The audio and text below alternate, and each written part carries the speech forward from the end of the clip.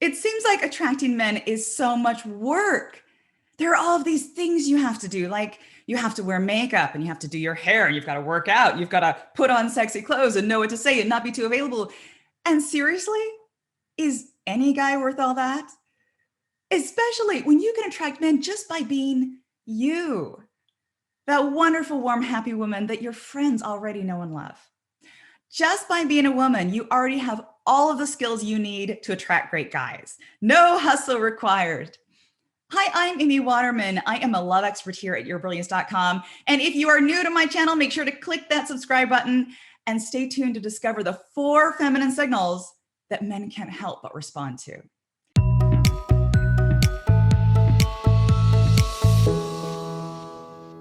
Feminine signal number 1 is friendliness. Have you ever been nice to a guy and then realized to your horror that he thought you were hitting on him? Yeah, been there, done that. In fact, for a really big stretch in my life, I became really cautious around men I didn't know because I needed to make sure that he wouldn't get the wrong impression before I could feel free to be my usual warm and friendly self. Study after study shows that this experience is universal. Men tend to interpret a woman's friendliness as a sign of sexual interest. Now, it's crazy to think that just being nice to a guy is enough to make him think that you're interested in him, because we women have the opposite experience.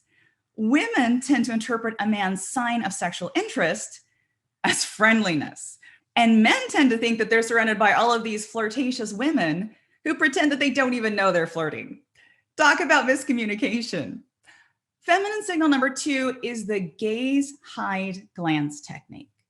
So from the dawn of human history, our female ancestors knew exactly how to attract the attention of the men they desired.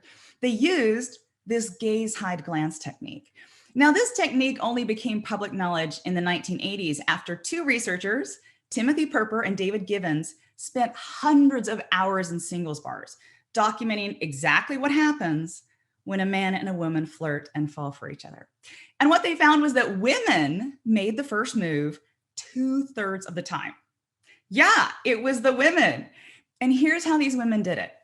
So you spot a man that you like the look of, and you want to invite him to come over and talk to you. So this is what you do. You keep gazing over at him until he looks over and he sees you back. Now, trust me, he will know you're looking at him, because even if he doesn't notice, one of his friends will see you and they'll nudge him. And then as soon as he looks back at you and you lock eyes, you smile and immediately hide your face. So you might just glance away, you giggle, you could even cover your face with your hands. And then after a few beats, you quickly look back at him to see if he's still looking. So got it? Gaze, hide, glance. Try it, because it really, really works. So feminine signal number 3 is gender talk. Gender talk just draws attention to the fact that he's a guy and you're a girl.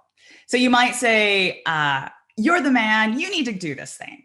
Or you might say, no, I want that one because that's the girl color. When you emphasize the fact that you are the opposite sex, it triggers something in his caveman brain, right? It's like, me man, you woman.